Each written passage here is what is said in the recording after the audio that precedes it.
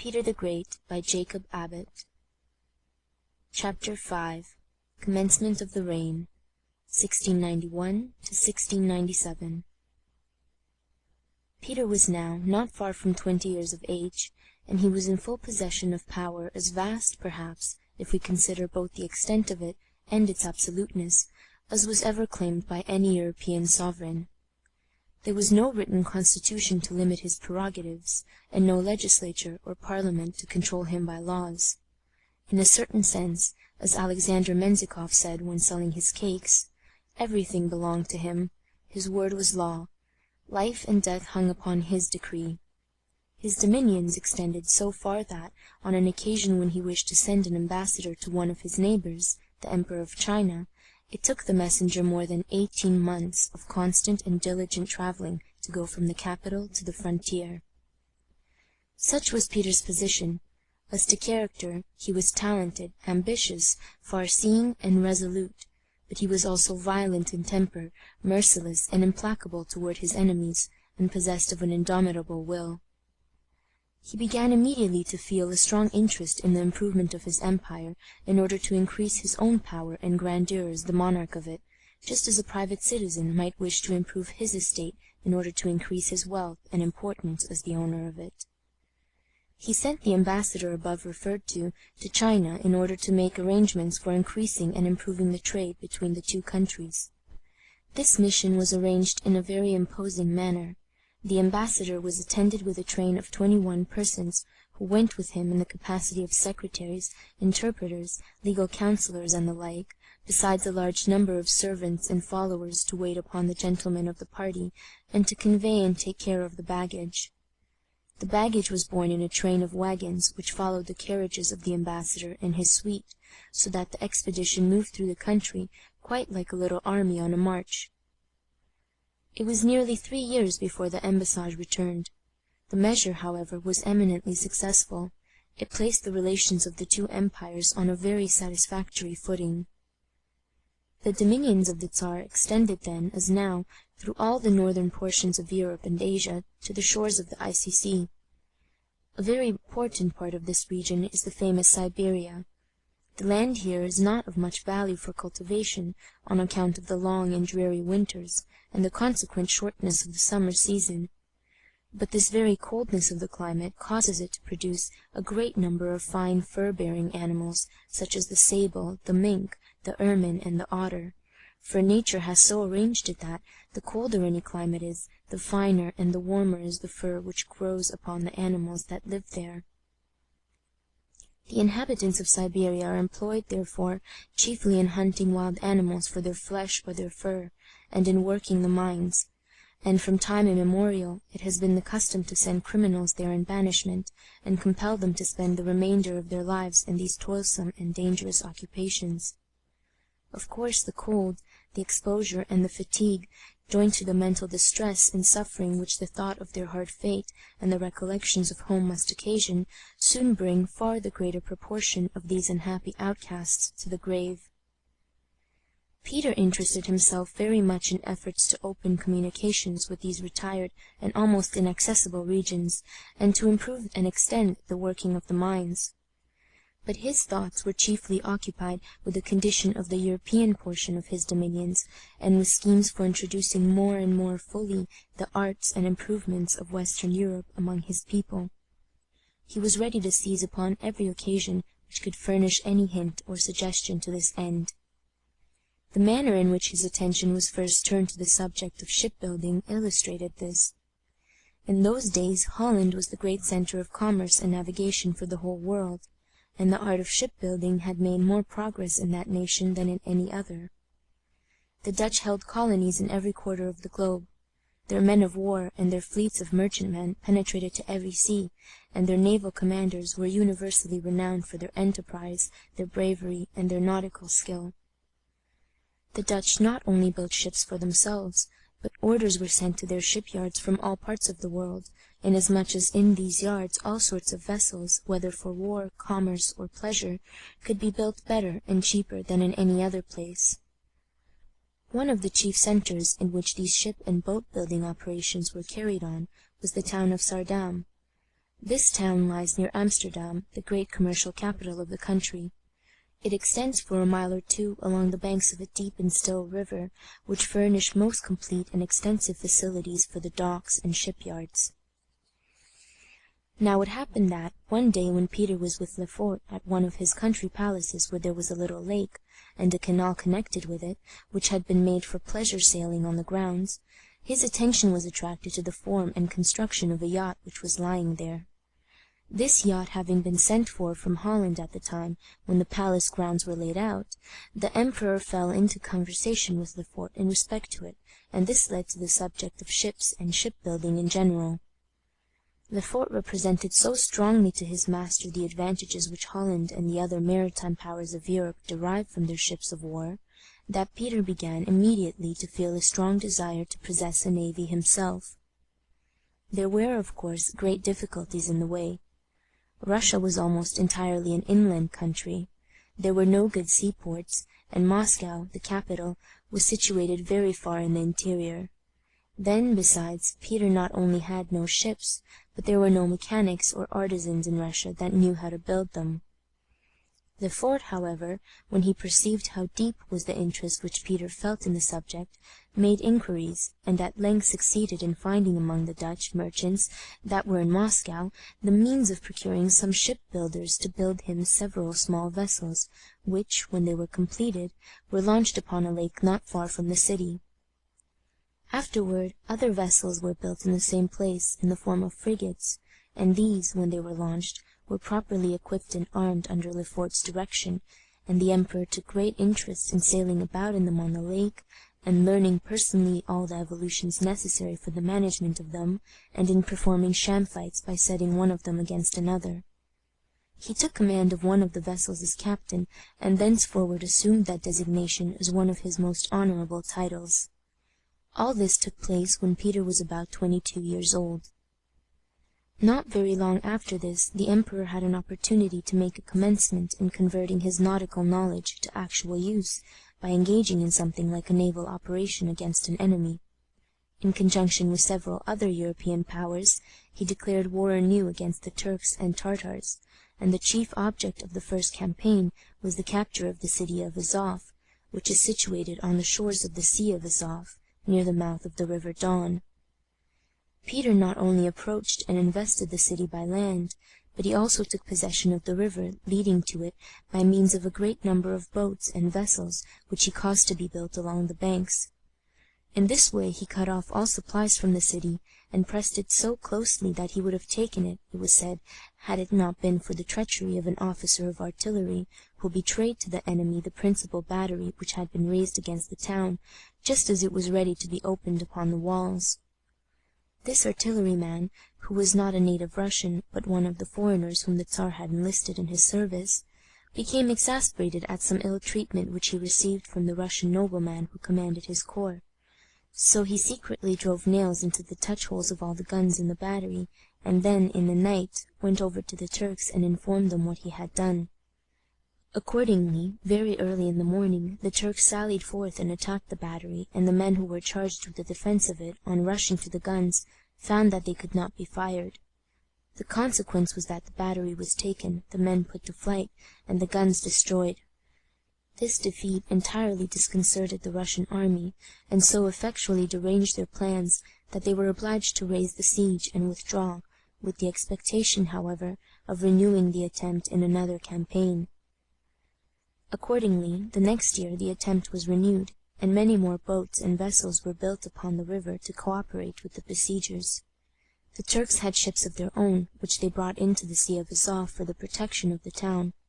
But Peter sent down a few of his smaller vessels, and by means of them contrived to entice the Turkish commander up a little way into the river. Peter then came down upon him with all his fleet, and the Turkish ships were overpowered and taken. Thus Peter gained his first naval victory, almost, as we might say, on land. He conquered and captured a fleet of sea-going ships by enticing them among the boats and other small craft which he had built up country on the banks of a river. Soon after this Azov was taken. One of the conditions of the surrender was that the treacherous artilleryman should be delivered up to the Tsar. He was taken to Moscow, and there put to death with tortures too horrible to be described. They did not deny that the man had been greatly injured by his Russian commander, but they told him that what he ought to have done was to appeal to the emperor for redress, and not to seek his revenge by traitorously giving up to the enemy the trust committed to his charge. The emperor acquired great fame throughout Europe by the success of his operations in the siege of Azov. This success also greatly increased his interest in the building of ships, especially as he now, since Azov had fallen into his hand, had a port upon an open sea. In a word, Peter was now very eager to begin at once the building ships of war. He was determined that he would have a fleet which would enable him to go out and meet the Turks in the Black Sea. The great difficulty was to provide the necessary funds. To accomplish this purpose, Peter, who was never at all scrupulous in respect to the means which he adopted for attaining his ends, resorted at once to very decided measures. Besides the usual taxes which were laid upon the people to maintain the war, he ordained that a certain number of wealthy noblemen should each pay for one ship, which, however, as some compensation for the cost which the nobleman was put to in building it, he was at liberty to call by his own name. The same decree was made in respect to a number of towns, monasteries, companies, and public institutions. The emperor also made arrangements for having a large number of workmen sent into Russia from Holland and from Venice and from other maritime countries. The emperor laid his plans in this way for the construction and equipment of a fleet of about 100 ships and vessels, consisting of frigates, store ships, bomb vessels, galleys, and galleasses. These were all to be built, equipped, and made in all respects ready for sea in the space of 3 years, and if any person or party failed to have his ship ready at that time, the amount of tax which had been assessed to him was to be doubled. In all these proceedings, the Tsar, as might have been expected from his youth and his headstrong character, acted in a very summary, and in many respects in an arbitrary and despotic manner. His decrees requiring the nobles to contribute such large sums for the building of his fleet occasioned a great deal of dissatisfaction and complaint, and very soon he resorted to some other measures which increased the general discontent exceedingly. He appointed a considerable number of the younger nobility, and the sons of other persons of wealth and distinction, to travel in the western countries of Europe while the fleet was preparing, giving them special instructions in respect to the objects of interest which they should severally examine and study. The purpose of this measure was to advance the general standard of intelligence in Russia by affording to these young men the advantages of foreign travel, and enlarging their ideas in respect to future progress of their own country in the arts and appliances of civilized life. The general idea of the emperor in this was excellent, and the effect of the measure would have been excellent too if it had been carried out in a more gentle and moderate way. But the fathers of the young men were incensed at having their sons ordered thus peremptorily out of the country, whether they liked to go or not, and however inconvenient it might be for the fathers to provide the large amounts of money which were required for such journeys.